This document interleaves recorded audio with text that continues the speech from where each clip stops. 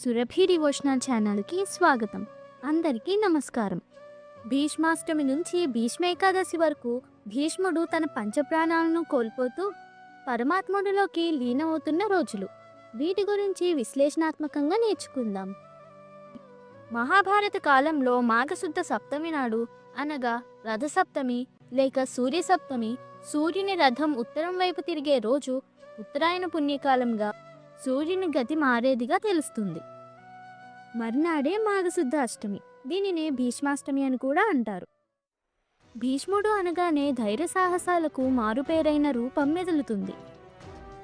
తండ్రి కోసం, కొడుకుల కోసం, ధర్మస్థాపన కోసం జీవితాన్ని ధారపోసిన త్యాగశీలి భీష్ముడు. ఇచ్ఛామరణ వరం ఉన్న భీష్ముడు ఉత్తరాయణం వచ్చాక ప్రాణాలు విడిచిపెట్టాడు. ఆయన కన్నుమూసిన మాఘశుద్ధ అష్టమిని భీష్మాష్టమి పర్వంగా పేర్కొన్నారు.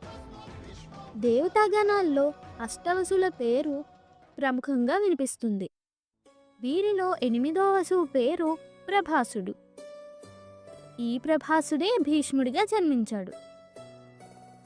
గంగాదేవి శంతన మహారాజు 8వ సంతానంగా పుట్టిన ప్రభాసుడికి దేవవ్రతుడు అని పేరు పెట్టారు. 16 ఏండ్ల పాటు గంగాదేవి దగ్గర పెరిగాడు. ఆ తరువాత గంగాదేవి సకల విద్యలు అభ్యసించిన దేవవ్రతుడిని శంతన మహారాజుకి అప్పగించింది. తండ్రి మీద అభిమానంతో తనకు రావాల్సిన రాజ్యాధికారాన్ని తృణప్రాయంగా వదిలేశాడు. ఆ జన్మ బ్రహ్మచారిగా ఉంటానని భీషణమైన ప్రతిజ్ఞ చేశాడు. కురుక్షేత్ర సంగ్రామంలో 10 రోజుల పాటు భీకర యుద్ధం చేసి శిఖండి కారణంగా అశ్వసన్యాసం చేసి అర్జునుడి శరపరంపరకు నేల కొరిగాడు. ఉత్తరాయణ పుణ్యకాలం కోసం 58 రోజుల పాటు అంపశయ్య మీద వేచి ఉన్నాడు. ఉత్తరాయణ పుణ్యకాలం వచ్చాక దేహత్యాగం చేశాడు. ధర్మపక్షపాతిగా ముద్రపడిన భీష్ముడు పాండవులకు బోధించిన సూత్రాలు సర్వకాలాలకు ఆచరణయోగ్యాలు.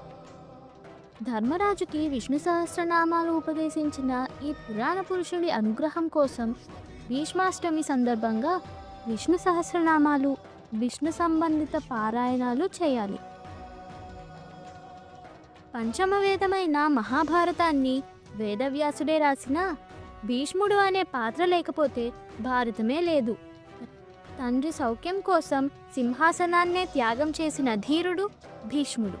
తాను వివాహం చేసుకొని సంతానం కలిగితే ఆ త్యాగం ఎక్కడ వృధా అవుతుందోనన్న సంశయంతో ఆ జన్మ బ్రహ్మచారిగా ఉంటానని భీషణ ప్రతిజ్ఞ చేసిన మహోన్నతుడు.